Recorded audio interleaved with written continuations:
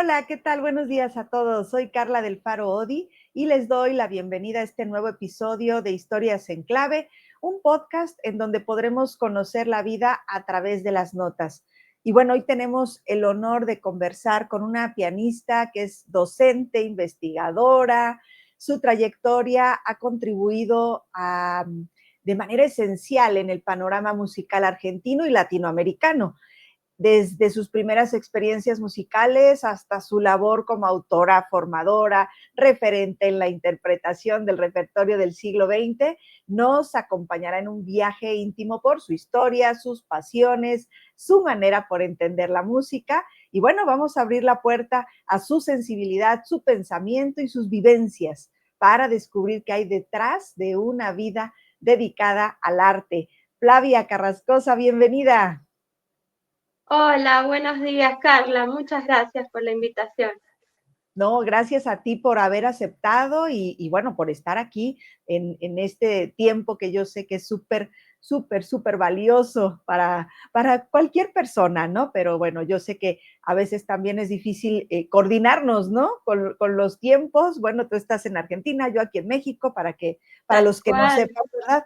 Entonces, bueno, a Sí, veces se complica un poco, pero aquí estamos con toda la actitud. Gracias.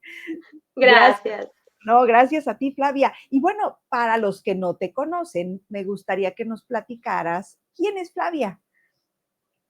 Bueno, soy pianista, docente e investigadora de la Universidad Nacional de San Juan en Argentina. Es una provincia del oeste de Argentina con una actividad musical y cultural muy importante. En nuestra universidad tenemos varias carreras dentro del departamento de música dedicadas a ya sea a la interpretación instrumental o a la pedagogía musical. Así que tengo a cargo las cátedras de piano complementario en esta universidad y piano del profesorado en educación musical, es decir, para futuros docentes. Al Claro. Oh, margen de eso, también trabajo en investigación y bueno, en la parte artística, obviamente personal, así que bueno, ese es brevemente un panorama. claro. No, y te estuvimos escuchando ya en el YouTube y qué barbaridad, una sensibilidad increíble. Así que bueno, esa parte también la Gracias. vamos a estar ahí promocionando porque me parece importante también que te conozcan y que conozcan la música, ¿no? Que ahora, bueno, yo sé que finalmente con las redes se ha abierto mucho más esa posibilidad, pero de todas maneras todavía hay jóvenes que no conocen esta gran música, ¿no? Que estás también pues promoviendo finalmente, ¿no? Entonces, Sí, bueno, pues sí, así es. en eso estaremos. Y ahorita platicamos de eso. ¿Cuál es tu ¿Cómo primer no? recuerdo relacionado con la música cuando eras chiquita dentro de tu hogar? Bueno, ese primer recuerdo es determinante porque en el ámbito familiar había un piano vertical, ¿no? Piano acústico, siempre disponible. Y lo curioso es que no hubo músicos anteriores a mí en mi familia, sino que eso respondió a una inquietud, porque sí, digámosle, de mi abuela materna, insistiéndole a mi mamá que les comprara un piano a mis hermanos mayores, que Ok, son bastante más grandes que yo. Y mi mamá le hizo caso, sin mayores interrogantes. Entonces, siendo algo que para ese momento, hace muchos años atrás, era un artículo de lujo, que una familia común no hubiera invertido en un piano sin una necesidad específica.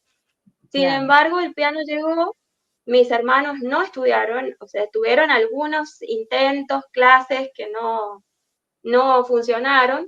Yo llegué muchos años después y bueno, siempre lo toqué.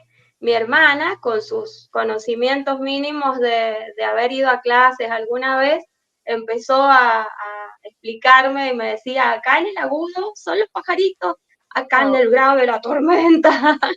Y así empezó todo. claro. Ay, qué hermoso, qué bonito. ¿Y qué música escuchaban en tu casa?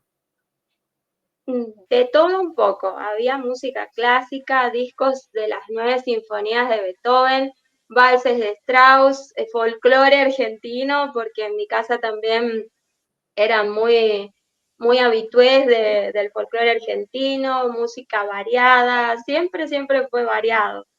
Claro. Y además de la música, ¿qué hacías? ¿A qué jugabas? ¿Con quién jugabas? Jugaba con muñecas, siempre me gustaron, me gustaba confeccionarles el vestuario, dibujaba muchísimo, pintaba un montón, leía, Qué de bonito, todo un poco. claro. ¿Y tú eres la más chiquita de todos? Exactamente. ¿O la Así consentida? que eran, sí, sí, sí, totalmente.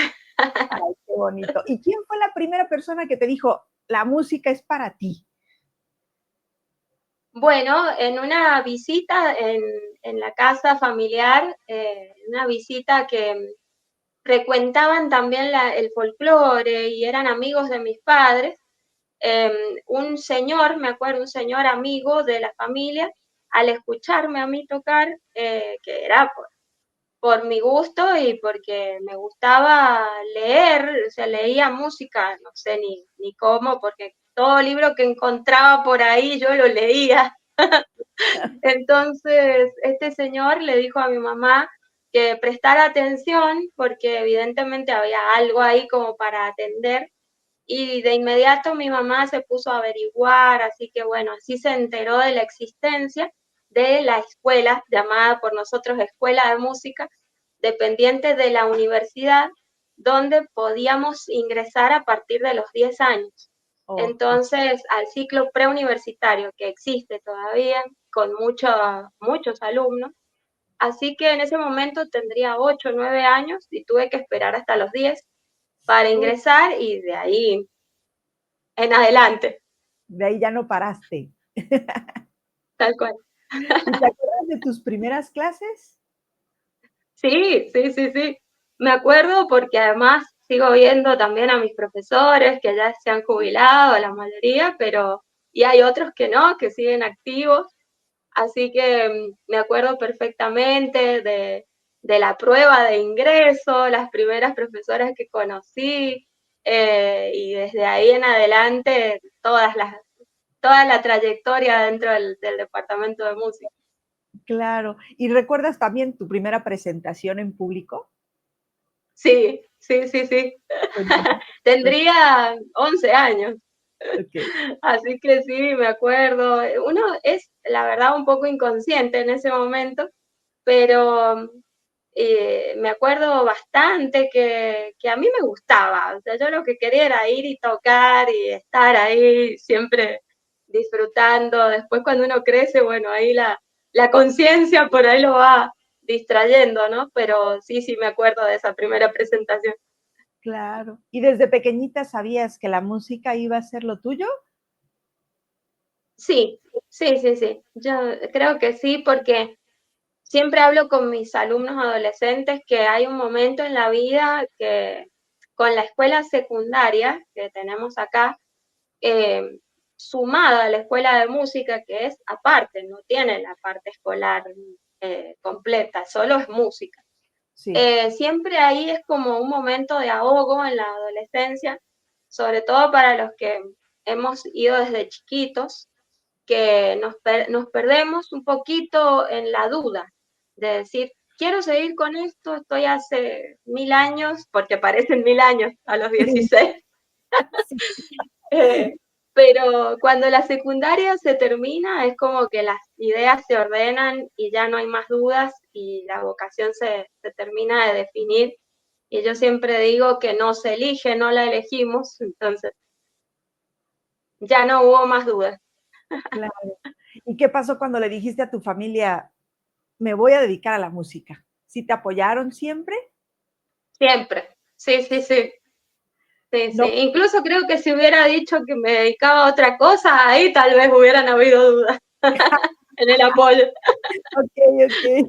Nunca te dijeron, estudia otra carrera además de la música, nada. No, ¡Ay, no, no, qué no. maravilla!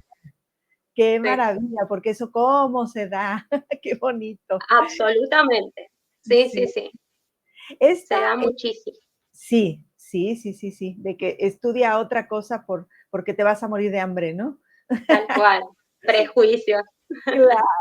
¿Esta escuela de música es de la Universidad Nacional de San Juan?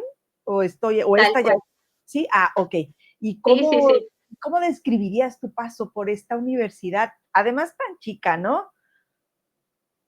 Bueno, creo que ha ido acompañando la vida completamente en todas sus etapas, porque mi paso es actualmente, sigue siendo una multiplicidad de experiencias y de aprendizajes, porque en todos los sentidos. Creo que como la vida misma tiene sus cosas buenas, sus cosas no tan buenas, sus cuestiones, sus aprendizajes en todo sentido, de mucho crecimiento, eso sí, también, y sigue sucediendo, porque creo que al pasar de estudiante a docente también es otra calidad y otro nivel de aprendizaje, pero en definitiva sigue siendo, ¿no? Así Claro. que es el compás, digamos, de la vida, de la vida misma, el paso por esta escuela de música, esta universidad. Claro, y con tus compañeros, ¿qué tal? ¿Cómo era la vida social ahí? La vida social tuvo sus momentos y sus variables, digamos, como el día de hoy también. Supongo que, bueno, no todos somos para todo, ni para todos. Sí, Eh, Como te decía, si bien de pequeño uno es más inconsciente, conservamos actualmente algunos colegas, algunas amistades que han vuelto después de años que tal vez ellos dejaron la universidad en su momento, ¿no? Con esto que te contaba de las dudas adolescentes, varios quedaron en el camino. sí, Y bueno, la verdad que la vida social no es, en mi caso al menos, no es de muchas amistades, pero son pocas pero buenas, así que bueno, eso por un lado y por la parte también docente, también los vínculos con el alumnado al ser grandes, no son ya pequeños mis alumnos, también se establece cercanía y vínculos que en lo social un poco también influye. Así que tiene de todo un poco, como la vida misma. claro. ¿Y qué hacías además de música en esa edad, a los 16, 17? ¿O solo era música? No, no, no, me gustaba también, bueno, siempre he creído que la fe y la espiritualidad es parte de lo que hacemos, así que en ese momento iba a grupos parroquiales, juveniles, donde encontraba también una manera de expresarme también musicalmente, porque también participaba en la liturgia de la iglesia y todo con la música, así que también tenía esa dedicación. Al deporte no, de más grande, eso sí. ¿Qué es lo que empezaste a hacer de deporte? Ahora practico pilates, estuve muchos años haciendo yoga, bueno, comprendiendo la importancia del cuidado del cuerpo también, ¿no? Después de años de estudiar 12, 14 horas. Claro, sí, apenas un maestro de guitarra me decía, ay, dices que ahora, dice, me arrepiento de no haber hecho nada de joven, era puro Tal estudiar cual. y ahora las vértebras ya me están, pero pasando factura, ¿no? Sí, sí, se aprende así con los costos. Oh, ay, qué maravilla. Bueno, no es maravilloso, pero qué maravilla también darse cuenta y comenzar también como dices, ¿no? A darse cuenta y a ser consciente del cuerpo, ¿no? Sí, Que es tan sí, importante. Bueno, y de tus profesores, absolutamente. algo que recuerdes de alguno de ellos, alguna experiencia, alguna anécdota. Sí, sí, Adelante. sí. En este departamento de música tuve dos profesores fundamentales. La profesora que primero con la cual empecé la carrera en el preuniversitario y después el profesor del universitario. De Okey, ambos puedo rescatar que la verdad promovieron que yo pudiera tocar como solista con la orquesta siendo alumna. Siempre, bueno, de mi profe del ciclo universitario fue decisivo en cuanto a mi formación como docente de piano, porque cabe destacar que yo siempre cursé ambas carreras, aquí. ¿Qué quiero decir con ambas carreras? Educación musical, es decir, el profesorado en general, de música en general, y el profesorado de piano. Entonces, también esa fluctuación a veces de si seguir, si dedicarme a la educación musical o al piano, bueno, siempre era un tironeo constante, pero el piano era el eje.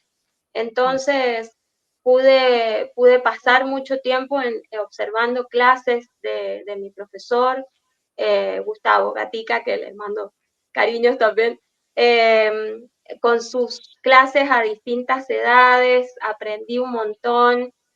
Bueno, guió también mi formación universitaria y aún me acompañó en el posgrado también con sus consejos y, y aprendí mucho para la vida en general con ella. Claro.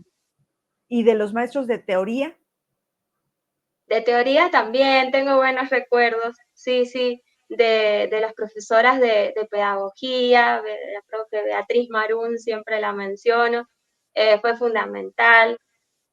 Muchas buenas profesoras de armonía, de folclore argentino, la verdad que con mucha gratitud.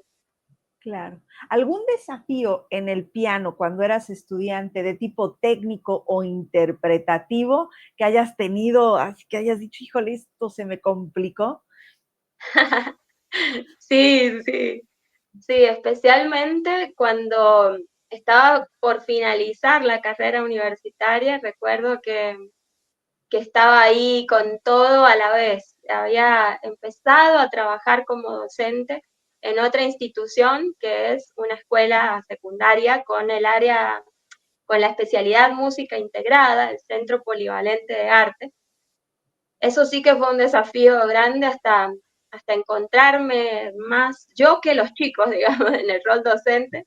Y justo en ese instante estaba preparando mi último examen de piano, estaba por tocar como solista con la orquesta, estaba iniciando laboralmente la vida y a la vez terminando la vida estudiantil, entonces en ese momento era como que todo un desafío. Claro. Pero bueno, todo sirvió, todo lo conservo ahí como un gran momento también, con todos, como digo, sus aprendizajes, ¿no? Claro. ¿Qué tocaste con la orquesta esa vez? Toqué el concierto de Mendelssohn en sol menor, el número 2, y a la vez estaba preparando obras enormes también del programa, entonces era Híjole, como todo mucho junto, pero bueno, también salió todo bien, por suerte, y claro. gracias a Dios, ¿no? Sí. Y en ese entonces, ¿cómo te preparabas emocionalmente y mentalmente para esos exámenes, esos recitales? Yo era muy prolija en cuanto a la preparación porque estaba sumamente enfocada y dedicada a lo que estaba haciendo. Me preparaba bueno, había aprendido de mi profesor también a hacer respiraciones conscientes. En ese momento empecé a ir a yoga, entonces fue una diferencia muy importante.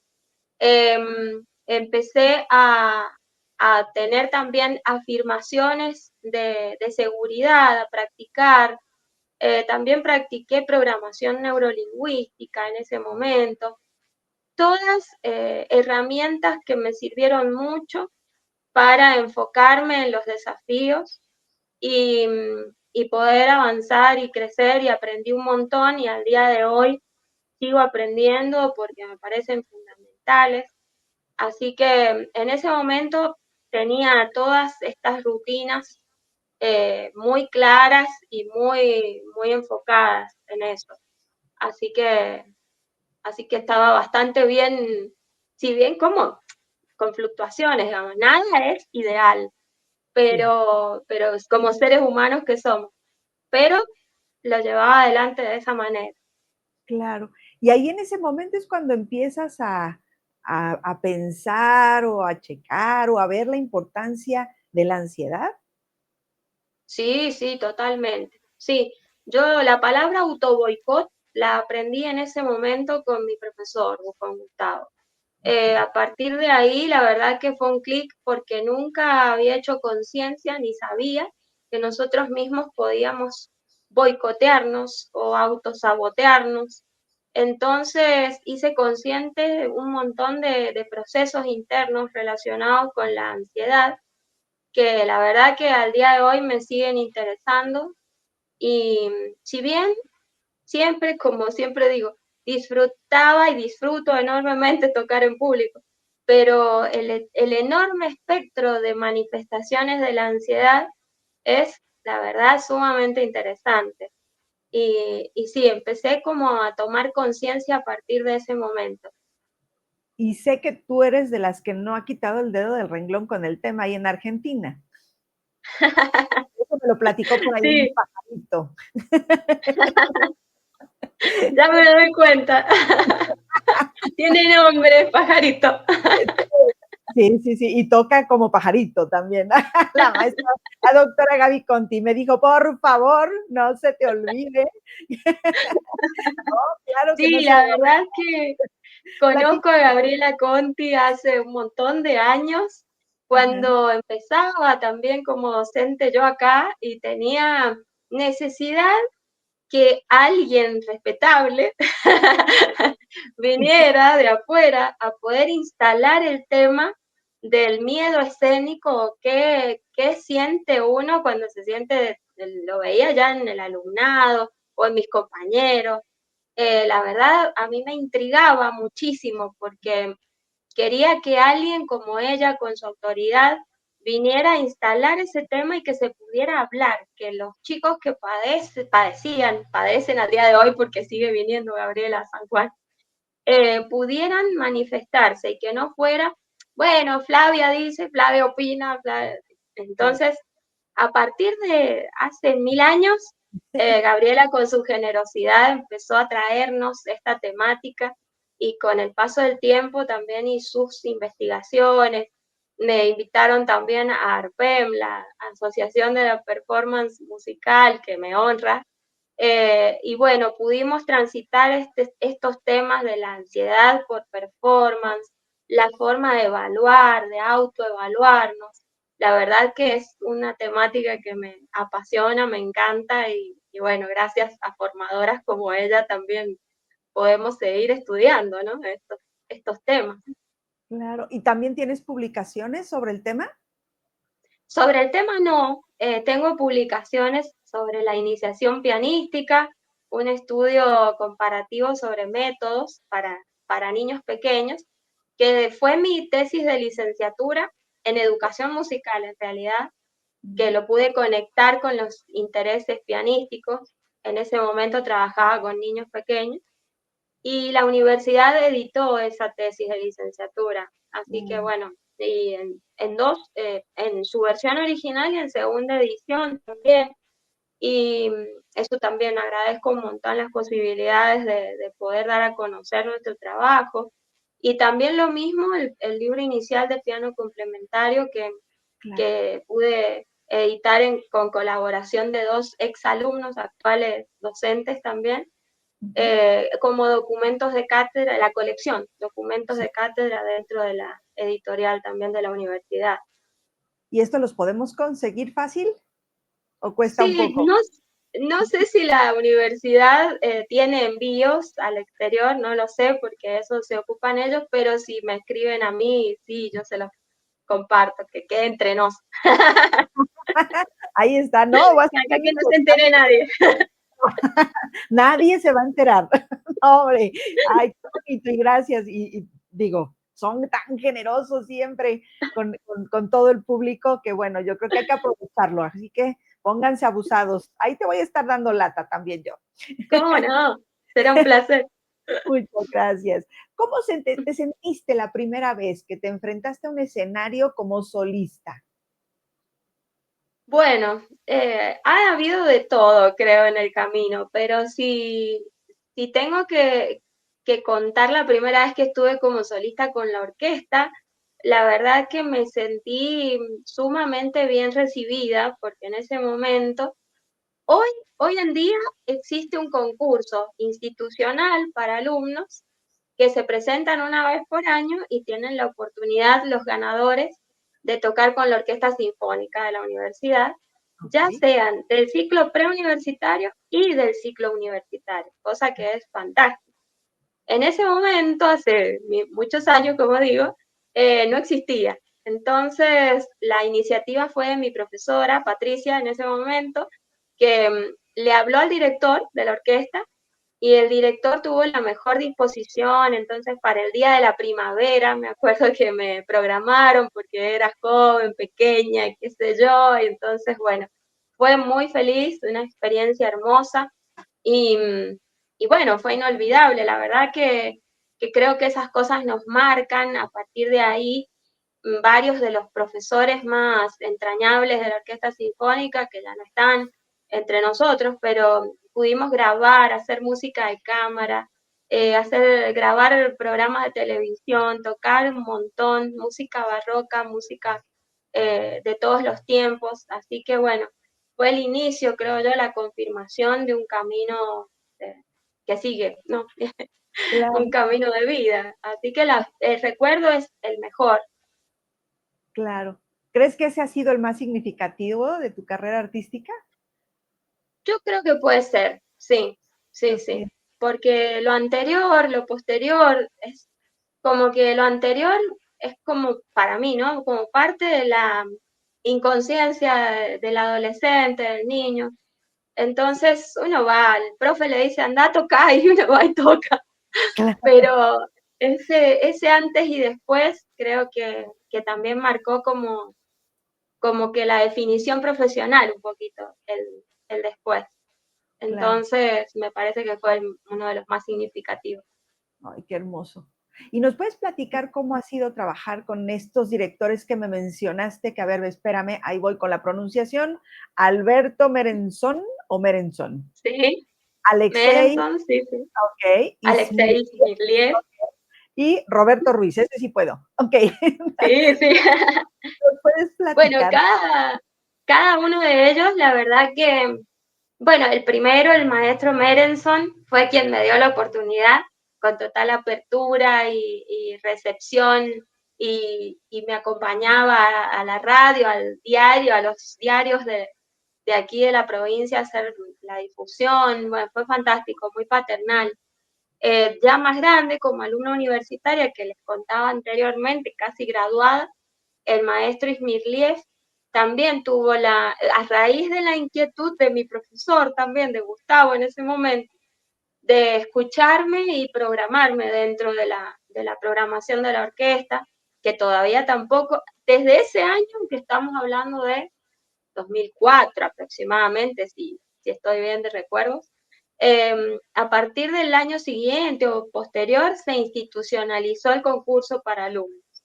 Entonces, bueno, también fue la mejor experiencia con él, con el maestro. Y con el maestro Roberto Ruiz también fue ya como profesional. Entonces, cada uno fue un momento muy, muy significativo. Y todos, de la verdad que de todos tengo el mejor de los recuerdos. Claro. Sí, fue de mucho, mucho aprendizaje. Ya. ¿Qué te gusta más? ¿Tocar como solista, en música de cámara, en orquesta, dúo, por cuatro Qué manos? difícil. ¿Qué te gusta más? Qué difícil. Bueno, me gusta mucho ser solista. Me gusta también acompañar. He acompañado mucho al coro vocacional de acá de la universidad también, con quien tuve siempre un vínculo especial, ya que mi maestro de dirección coral era el director de este coro hasta que se jubiló hace poquito. Y bueno, siempre tuvimos mucho vínculo afectivo, además de profesional, con el coro en sí. Así que he disfrutado mucho acompañarlos. También tocar a dos pianos me gusta mucho. Bueno, mi esposo es pianista, así que ahí siempre estamos con esos proyectos y bueno, he funcionado de orquesta también más de una oportunidad. Y me Claro, agrada, la verdad que debo decir que me gusta. Así que disfruto bastante. Creo que, bueno, ser solista es eh, el momento en el cual uno puede ser creativo, puede ser personal, pero acompañar también tiene su parte, su parte hermosa y adaptarse y escuchar y estar atentos y compartir y pasar lo que haya que pasar. todo eso a mí, la verdad, me encanta. Ay, qué bonito. Hace ratito, ahorita me brinca un poquito, platicabas del piano complementario. ¿Cómo es trabajar o esta parte que has estado investigando también con estos instrumentistas? Bueno, no son pianistas, ¿verdad? Pero es gente que tiene que llevar el instrumento y que a veces por ese tener que llevar el instrumento lo llevan como una carga. ¿Qué es lo que haces o cómo lo trabajas con ellos? Es así como lo dices. Nosotros, bueno, acá en la cátedra de piano complementario, que para mí es un espacio de encuentro, de identidad, de trabajo, más allá de lo instrumental, porque pasan tantas cosas en un aula, ¿no? Que es súper interesante. Y trabajar con la psicología y la dedicación del instrumentista me parece súper interesante. Entiendo y valoro que la atención de nuestros alumnos y la dedicación está puesta en su instrumento principal. Eso desde ya. Entonces, al ser un instrumento, también les hacemos entender o tratamos de venderlo, por decirlo de alguna manera, como un recurso para ellos, para entender la parte armónica, que justamente para eso estamos dentro de la currícula, y más allá de tener un programa de repertorio para poder tocar, obviamente, y acceder al instrumento, tratamos de conectar también con música que sea de su interés o que tal vez siempre quisieron tocar y no se pudo porque el ámbito es académico. Entonces, a lo mejor música de su preferencia o también música más popular, el trabajo con ensambles, con el acompañamiento de nuestro como profes a cuatro manos o entre compañeros. Entonces, tratar también de generar, y generamos de hecho, instancias para que lo compartan con sus familiares en el entorno como si fuera un concierto, pero quitándole el peso de esta situación. Entonces, todo el tiempo les hacemos entender que se trata de poner en práctica escénica su trabajo con un instrumento obligatorio o periférico, como le digo yo, Okay.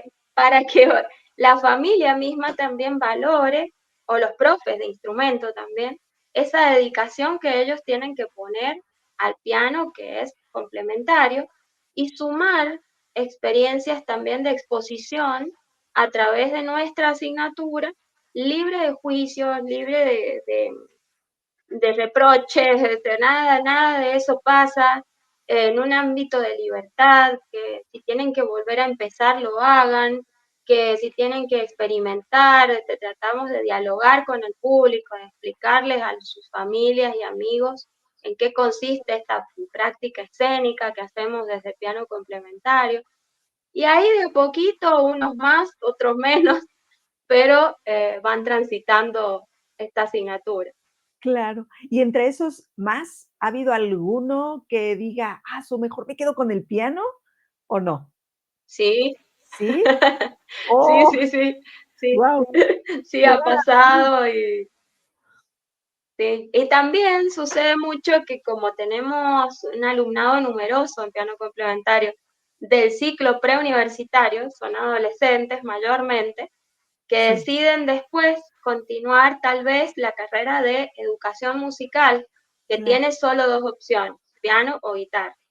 okey, También después de ahí continúan con nosotros y entonces, porque también estoy a cargo de esa cátedra de educación musical, y tal vez después también se definen y continúan estudiando piano, así que claro. como carrera, Sí, sí, sí. Ay, qué maravilloso. Y debe ser muy satisfactorio, ¿sabes? sumamente. Sí, Cuando sí. pasa es muy satisfactorio realmente. Claro, okey. Me regreso al escenario. ¿Tienes algún ritual previo a los conciertos que no te pueda faltar? ¿Algo que hagas antes de salir al escenario? Bueno, a mí me gusta mucho tener la mente lo más calmada posible para enfocarme en lo que tengo que hacer.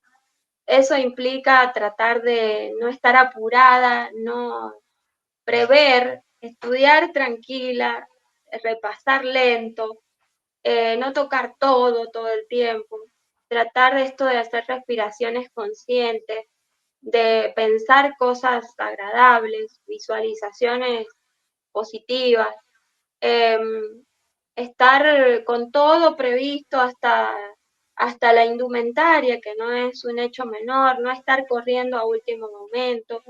Eh, bueno, la fe también es importante, como decía antes. Sí, Entonces trato de mantener la mayor calma posible y estar lista para los imprevistos que puedan pasar. Entonces, eso también creo que da como otra mirada de las cosas y, y entregarse, porque estar ahí en el lugar temprano, estar, absorber el ambiente, la sala, donde sea que uno vaya a tocar, creo que la base es eso, ¿no? Ir en calma y en presencia. Entonces, ahí ya hay parte del camino hecho. claro. Uy, qué bonito. ¿Cómo nace tu interés por la música latinoamericana del siglo XX? Y ahorita nos vas a decir cuál música latinoamericana del siglo XX, por favor, Bien, también. sí, sí. Esto, terminando la carrera universitaria, las carreras universitarias, surgió la posibilidad de realizar la maestría en interpretación de esta música que se dictaba para mí, este beneficio personal, en Mendoza, que está muy cerquita de San Juan. Okay. Entonces, en la Universidad Nacional de Cuyo, pude realizar esta maestría donde tenía compañeros de Colombia, de México, de toda la Argentina, de Chile, y nos encontrábamos en Mendoza, así que siempre me sentí bendecida por estar a 2 horas y media de camino de esta universidad, realmente.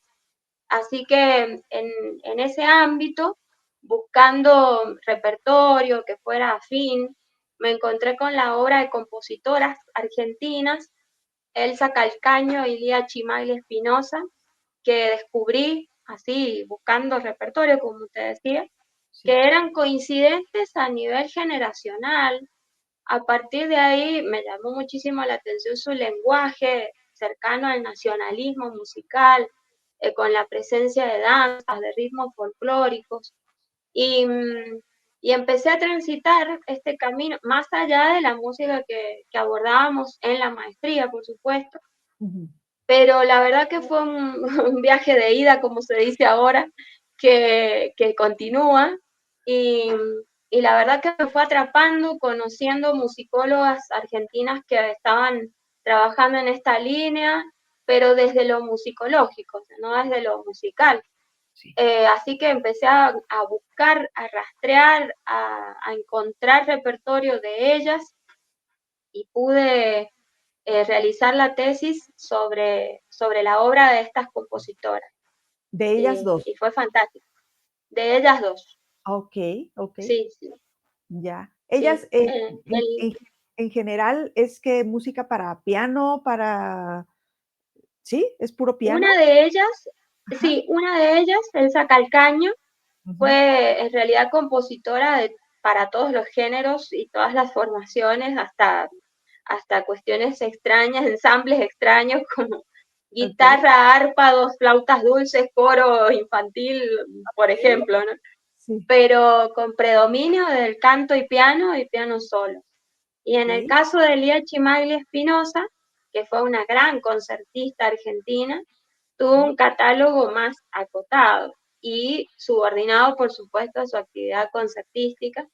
Y bueno, casi todo lo fui encontrando y consiguiendo y es puramente para piano y canto y piano, con alguna incursión en algo para órgano y coro y no mucho más que eso, claro. ¿Y qué fue pero lo que más es te sumamente sorprendió? interesante. ¿Perdón? Me sorprendió, sí, me sorprendió la abundancia de producción en un caso y en el otro la influencia del impresionismo francés en la obra de Elia Chimaglia, que también me sorprendió ir encontrando tantos alumnos de ella ahí a lo largo y a lo ancho de la Argentina, gente que las conoció, conocer sus sobrinas, porque cada una tuvo una sobrina. Ok.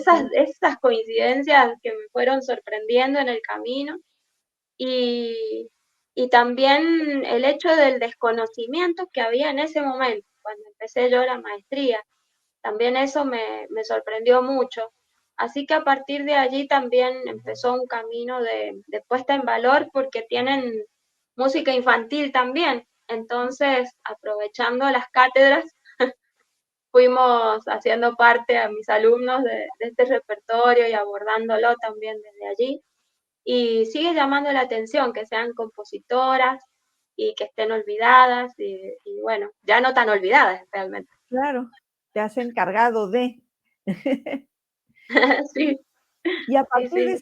de este trabajo de investigación, bueno, te ha dado curiosidad investigar sobre algún otro compositor, alguna otra compositora.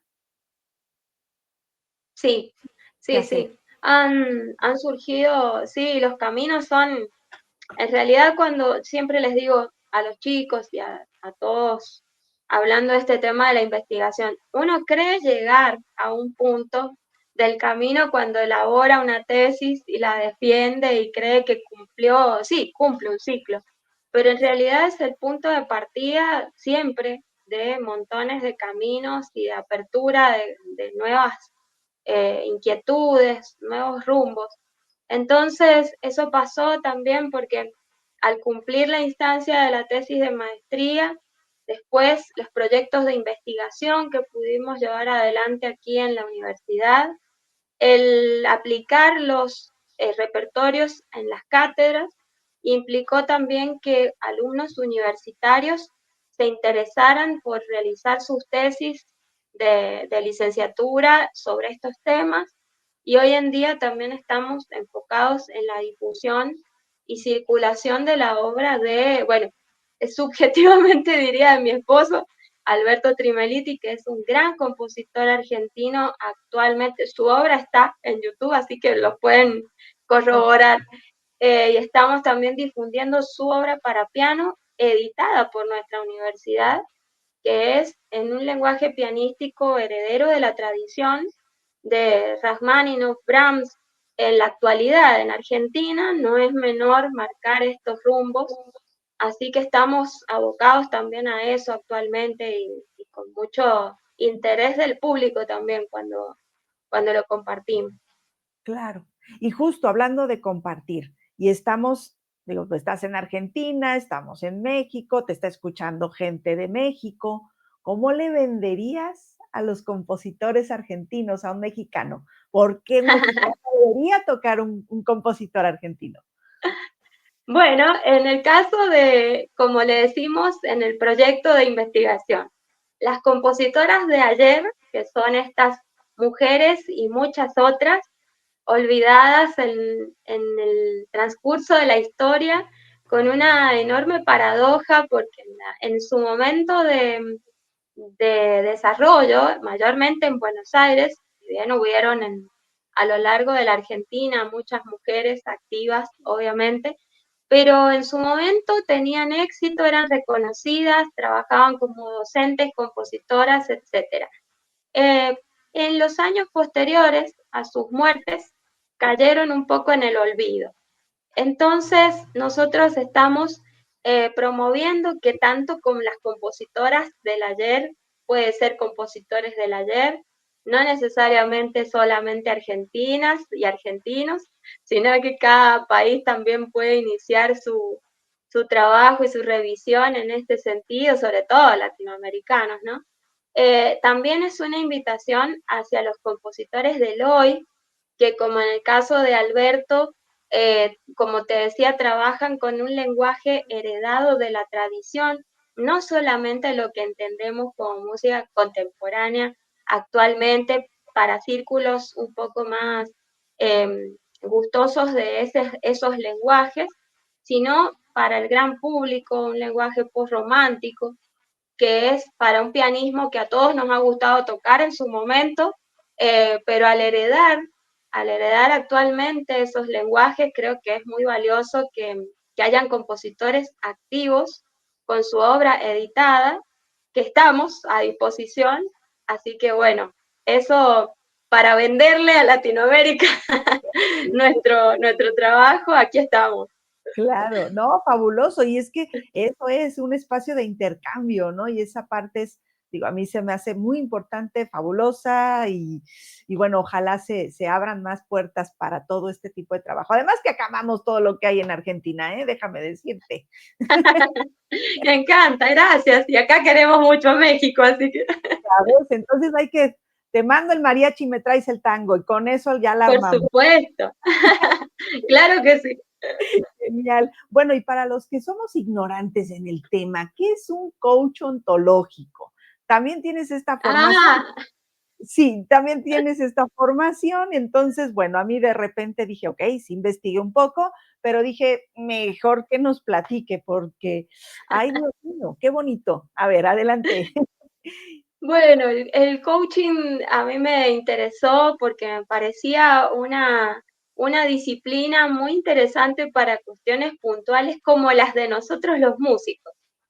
Por ejemplo, la exposición escénica, preparar un examen, organizar la sesión de estudio, aprender a organizarnos, diferentes aspectos que por ahí fueron interesándome, más allá de que el coach ontológico es como un profesional que acompaña a quien está interesado en mejorar un área puntual de su vida, que no es un psicólogo, no es un terapeuta de la salud, es, digamos que un entrenador, por decirlo de alguna manera, que acompaña de un estado real a un estado deseado y lo guía a la persona a través de preguntas para detectar sus creencias inconscientes, cómo se observa a sí mismo, cómo a través de preguntas desafiantes puede cambiar su manera de observar tanto la realidad como su propia realidad. Entonces, debido a la pandemia, si bien empecé antes, pero pude hacer esta formación que realmente fue de mucho enriquecimiento para mí, ha complementado mucho el trabajo docente y también en muchas áreas de la vida. Así que me ha gustado muchísimo poder hacerlo y conocer esta disciplina y me enriquece muchísimo. Qué bonito. ¿Y ya tienes un canal de YouTube con eso? No, no, tengo pendiente muchas cosas. Tengo el canal de YouTube con algunos videos nada más que están invitados a ver, pero todavía nada con el coaching. Sí. Siempre en algún punto de mis entrevistas paso al regaño con ustedes. Digo, a ver, ¿por qué? Y los mando con Merecido regaño. claro, y Sí, los sí, mando con tarea. Tienen que hacer, sí, digo, me parece muy importante con todo lo que sí. saben, todo lo que hacen. Digo, es algo que tienen que compartir. Por favor, tienes tarea. Muchas, muchas, sí. Mucha, mucha. Sí, sí. ¿Qué cambios te gustaría ver en el sistema educativo musical? Bueno, me gustaría ver cambios en varios aspectos. Em, Creo que empezando me gustaría superar prejuicios, por ejemplo, en lo local, entre la división de carreras sobre educación musical, son quienes no pudieron, se dedican a eso, quienes no pudieron ser instrumentistas y quienes no pueden ser músicos, ese tipo de prejuicios y mitos en lo local, ¿no? Se podría trasladar a la realidad que cada uno tenga, el hecho también de formar más en valores, especialmente a la rama de los intérpretes musicales, porque a veces caemos en un egoísmo, en un aislamiento que es a veces peligroso. Si bien hay muchas tendencias ahora que están tratando de revertir estas situaciones, pero esta soledad del instrumentista a veces es bastante peligrosa y creo que no quiere decir ser menos bueno, trabajar la parte espiritual, los valores, toda ese soporte moral que da a la interpretación y a lo que hacemos, esta dimensión de nosotros, ¿no? Y también estos cambios de una formación más humana en cuanto a estas realidades de la escena y de la exposición, comprender mejor todos estos mecanismos, que los alumnos puedan comprender. Creo que el autoconocimiento es fundamental, entonces abrir espacios de autoconocimiento, el cuidado del cuerpo, como hablábamos antes también. Creo que todavía nos debemos esos cambios. Claro. Y con todo lo que haces, para ir cerrando, ¿cómo te desconectas de la música cuando necesitas un respiro? Ah, bueno, la verdad que con silencio, con tratar de, bueno, aterrizamos bastante en la realidad porque al estar encargados de un montón de cosas en la vida cotidiana, eso es como que también conecta y nos desconecta un poco de la música. Sigue siendo espiritual, pero vuelvo a decir, la parte eh, de la fe es fundamental. También el ejercicio físico es crucial, creo yo, para desconectar y conectar a la vez. Y, y los afectos, fundamentalmente también. Creo que son todas dimensiones que nos van completando, así Claro. que hay que atenderlas. Además del pilates y de la yoga, ¿algún hobby, algo que hagas? ¿O sigues, Actualmente la verdad que no? no, porque el coaching vino a ser como el hobby. Okey, Realmente toda esa parte me encanta. Eh, la verdad que tengo pendiente volver a dibujar. Siempre ahí también, bueno, el canal de YouTube. okey, Así que hobbies por ahora un poco en pausa, pero reconozco la importancia y me parece fundamental. claro. Y ahorita que hablabas de los afectos, ¿cómo influye tu familia en tu bienestar y en tu visión del arte? Bueno, son fundamentales porque tanto ya sea por el vínculo que tenemos al ser pianistas con mi esposo, pero también el hecho del apoyo que siempre tuve en lo familiar, Ujú. siempre ha sido un soporte importante y sigue siendo. Así que sigo agradecida por todo eso, por la historia, por todo. Y bueno, los afectos también, es fundamental. Creo que sin ese soporte es muy difícil sostener carreras no sé si como esta, nada más. Me parece que es fundamental para cualquier carrera, ¿no? Claro. Sigues, obviamente, relación con tus hermanos. Sí, sí, todo el Sí. tiempo. Ay, qué entretenido, qué bonito. ¿Qué consejo le Sí. darías a un joven músico que empieza apenas a descubrir su vocación? Bueno, le diría que le preste atención a lo que le gusta, que no crea en los prejuicios, como decía anteriormente, que creo que son las cuestiones pendientes. Voy por ese lado. No creer en los prejuicios, vivir la propia experiencia, no dejarse llevar por ninguna opinión que puede ser que nos importe o que busquen lo mejor para nosotros, pero hay que seguir interiormente también el llamado y experimentar, probar, porque si se va a ir apareciendo de alguna manera yo digo siempre, más vale probar y tratar de ver qué pasa antes que quedarme con la duda. Entonces, eso por un lado, y si ya están decididos y quieren hacerlo, bueno, saber que es una carrera demandante, exigente, absorbente, que tiene sus luces y sus sombras, que tenemos que estar fuertes en el autoconocimiento para integrar la parte de sombra, que no hay que tenerle miedo tampoco ni enmascararla, y que fundamentalmente para eso están la parte del soporte, la espiritualidad, la que sea. Yo cuando digo espiritualidad no digo religión, así que la que elija cada uno y formarse en valores para poder atravesar estas carreras que tanto necesitan de valores. Claro. En cuanto al público que te escucha, ¿qué te gustaría que recuerden de ti cuando piensen en tu vida y en tu obra? ¡Oh! ¡Qué difícil!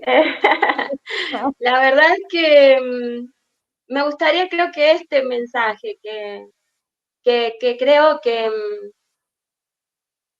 no es solamente, estudiar es fundamental, dedicarse, cultivar una mentalidad profesional, pero también formarse en valores. Creo que ser empáticos, estar disponibles, ser flexibles, me parece que eso es fundamental y, y bueno, me gustaría por ese lado, dejar ese mensaje y más allá de la obra y de lo que pueda quedar por ahí, ¿no? Que también ya está circulando y bueno, hará su camino independientemente de nosotros mismos, pero como mensaje quiero enfocar en eso. Claro. ¿Algún sueño personal que quisieras que se cumpla en los próximos años? ¡Uf! ¡Ay! Vamos, la lista. Viene la lista. Sí, sí, un montón, por suerte, ¿no?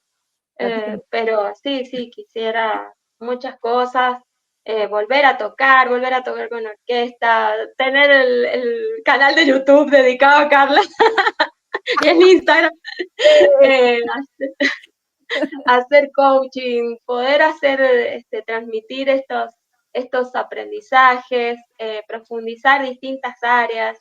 La verdad que sí, un montón de sueños por realizar todavía. Ay, qué bonito. Acompañar también a los alumnos que nos buscan como, ya sea como directores de sus estudios, tesistas y demás también. Claro, que debe ser una delicia tenerte de maestra, déjame decirte. Sí, eres una Habrá que ver cuando comenten los que están mirando. preguntarles a tus alumnos. No, bueno, es que es una delicia, la verdad, hablar contigo y en verdad te agradezco muchísimo, muchísimo que hayas compartido conmigo tu historia, esta sensibilidad que tienes, esta alegría que transmites además, ¿no? Tu experiencia, digo, ha sido maravilloso. Te agradezco muchísimo, muchísimo. Y yo sé que vas a dejar muchísima La huella. agradecida soy yo. No, Muchas gracias por tu generosidad, Carlos. no, eres genial, en verdad, en verdad. Y yo sé que van a salir mucho más proyectos también de aquí. Te agradezco en el alma y bueno, vamos a seguir obviamente en contacto. Ahí te mandaré cositas, algunos reels para compartir, para que la gente también te siga conociendo, independientemente de los que estuvieron por aquí. Te agradezco mucho. Muchísimas gracias. ¿Algo más que quieras compartirnos? Muchas gracias de mi parte. La verdad que, bueno, agradecida también a quienes se han conectado, a quienes vayan escuchando, agradecida a quienes apoyan siempre esta forma de llevar adelante, digamos, esta mirada sobre la docencia y sobre la vida. Así que solamente gracias.